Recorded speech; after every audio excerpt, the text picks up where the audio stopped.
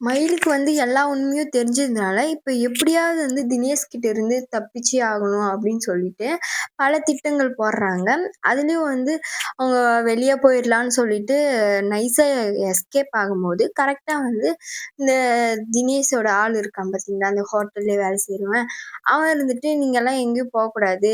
அங்கேயே தான் இருக்கணும்." அப்படின்னு சொல்லி, அதுலயும் ஒருத்தவங்க நல்லவங்களா இருக்காங்க. அவங்க அவங்க தான் அந்த தினேஷ் இருக்கிற ஃபோட்டோவையும், இன்னொரு பொண்ணு இருக்கிற ஃபோட்டோவையும் 2 பேரும் நின்னு எடுத்த ஃபோட்டோவ நம்ம மயிலுக்கு அனுப்பிச்சு, அத இப்படிதான் அவங்க 2 பேரும் இப்படிதான் அடிக்கடிக்கு ஒரு பொண்ணுங்கள கூட்டிட்டு ஏமாத்திருவான். நீ நல்ல பொண்ணா இருக்க மாரி தெரியுது.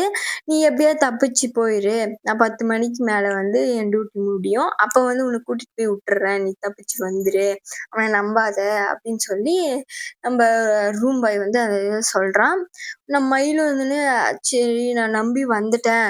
அவன் இவ்வளோ கெட்டவன் அப்படின்னு எனக்கு தெரியல அப்படின்னு சொல்லிட்டு, எப்படியாவது தப்பிக்கலான்னு சொல்லி அ அந்த நகைய எப்படியாவது அந்த தனியா பேக்லேருந்து எடுத்து வச்சுக்கிறாங்க. அவன் தினேஷ்க்கு தெரியாத மாரி. இந்த தினேஷும் அந்த நகைய மயில்கிட்ட இருந்து எப்படியாவது எடுத்தே ஆகணும் அப்படின்னு சொல்லி பல திட்டங்கள் பண்றான். அவன் ஃப்ரெண்ட்ஸோட. ஒருவேள அவனுக்கு சந்தேகம் வந்துருச்சு. பிரியாணில மயக்க மருந்துக்கு கலந்து எடுத்து போய் குடுத்தான்.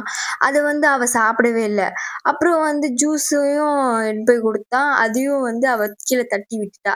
அப்படின்னா அவளுக்கு சந்தேகம் இருக்கும் போல அப்படின்னு சொல்லி நம்ம தினேஷ்க்கு தெரிஞ்சிருச்சு. ஆனா அவள இப்படியே விட்டா சும்மா அமைதியா இருக்க மாட்டா. அவள ஏதாவது பண்ணியே ஆகணும். அப்படின்னு நம்ம தினேஷ் யோசிக்கிறான். நம்ம மயிலும் அவன் என்ன குடுத்தாலும் சாப்பிடாம அமைதியா இருக்காங்க. அவன் ஜூஸ்ல மயக்க மருந்து கலந்து குடுப்பான். அது இது குடுப்பான்னு சொல்லிட்டு ஏற்கனவே அந்த ஹோட்டல்ல வேலை செய்றவனுக்கு தெரிஞ்சிருக்கு. அத மயில் கிட்ட சொன்னாங்க. அதனால மயில் அத எதுவுமே சாப்பிட கிடையாது. தினேஷும் அவ அவன் தான் ரொம்ப குடிகாரனாச்சே. குடிகாரன் இதெல்லாம் தெரிஞ்சு இந்த மயில் அ ஏமாந்துருக்கா. அந்த குடிகாரன்றதுனால நல்லா ஃப்ரெண்ட்ஸோட நல்லா குடிச்சுட்டு, இப்படிதான் அவள சும்மாவே விடக்கூடாது அப்படின்னு சொல்லிட்டு, கல்யாணம் தான் நாளைக்கு நடக்க போதுல்ல, அப்படின்னு சொல்லி இன்னைக்கே அவள கெடுத்துடலாம் அப்படின்னு சொல்லி பல திட்டங்கள் போட்டு தான் ரூம்குள்ள போறாங்க. அப்ப நம்ம மயில் கரெக்ட்டா அவன் மண்டையிலேயே அ ஒரு வாட்டர் கேனால படாபடான்னு அடிச்சிடுறாங்க. உடனே நம்ம மயில் அங்கருந்து தப்பிச்சு ஓடுறாங்க. இவங்க ஃப்ரெண்ட்ஸ் எல்லாம் சேர்ந்துன்னு, "ஆ இந்து என்ன அடிச்சு போட்டாடா! அவளுக்கு சந்தேகம் வந்துருச்சு. நான் கெட்டவன்னு சொல்லி அவளுக்கு தெரிஞ்சிருச்சு." அப்படின்னு சொல்லி அவள தொரத்திட்டு ஓடுறாங்க. ஒரு பக்கம் நம்ம மயில் போய் இன்னுமே ஃபோனே பண்ணலையே. மெசேஜ் மட்டும் பண்ணியிருக்கா. அதுவும் வேற ஆள் நம்பர்லேருந்து.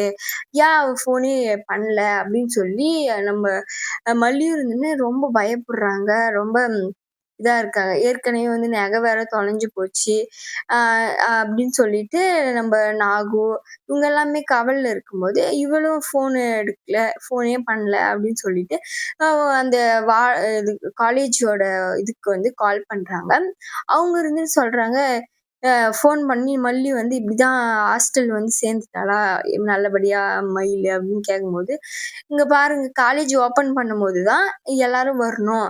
அதுக்கு முன்ன யாருமே நாங்க அலோவ் பண்ண மாட்டோம். கிளீனிங் ப்ராசஸும் நாங்களே பண்ணிடுவோம். ஸ்டூடண்ட் எல்லாம் யாரும் வரக்கூடாது. அப்ப காலேஜ் எப்போ ஓப்பன் ஆகுதோ அப்பதான் ஸ்டூடண்ட்டும் வருவாங்க அப்படின்னு சொல்லி நம்ம மல்லி கிட்ட சொல்றாங்க. நம்ம மல்லிய அது அப்படியே ஷாக்ல என்ன ஆனா? என்ன ஆச்சு? ஏற்கனவே நகை வேற திருடு போச்சு. இதெல்லாம் பார்த்தா காலம் கெட்டு கிடக்கு. நீங்க செக் பண்ணி பாருங்க அப்படின்னு சொல்லிட்டு காலேஜோட பிரின்சிபல கட் பண்ணிடுறாங்க. உடனே நம்ம மல்லி உடனே விஜய்க்கு சொல்றாங்க. இப்படிதான் காலேஜுக்கே மயில் போலயாம். அவ என்ன ஆனான்னு எனக்கு தெரியலையே அப்படின்னு சொல்லிட்டு நம்ம மல்லி மயக்க போட்டுடுறாங்க. எழுப்பி கேட்கறாங்க.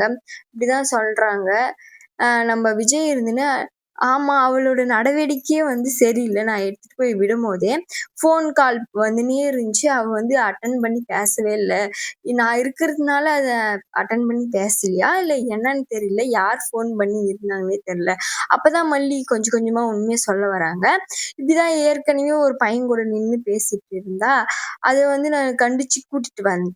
அந்த பையன் கூட திரும்ப நம்ம நாகு அண்ணியும் வந்து முன்னாடியே சொல்லிட்டு இருந்தாங்க. அவ வந்து நடவடிக்கை சரியில்ல. அவ வந்து ஏதோ தினுசா பண்றா. ஒரு பையன் கூட ஃபோன் அடிக்கடிக்கு பேசுறா. அது பையன் வாய்ஸ் மாரி தெரியுது. அப்படின்னு சொல்லி நம்ம நாகு அண்ணியும் வந்து ஸ்ட்ரிக்ட் பண்ணிட்டு தான் இருந்தாங்க. அப்பயும் வந்து இந்த வேலை பண்ணியிருப்பாளோ, இல்ல அவ ஹாஸ்டல்லு ஹாஸ்டலுக்கு போறேன்னு சொல்லிட்டு எங்க போனான்னு தெரியல. அப்படின்னு சொல்லி விஜய் கிட்ட கேட்கும்போது, விஜய் இருந்துன்னு எனக்கு ஃப்ரீடம் குடுத்தா நான் வந்து நல்லா இருப்பேன் அப்படின்னுலாம் சொன்னான்.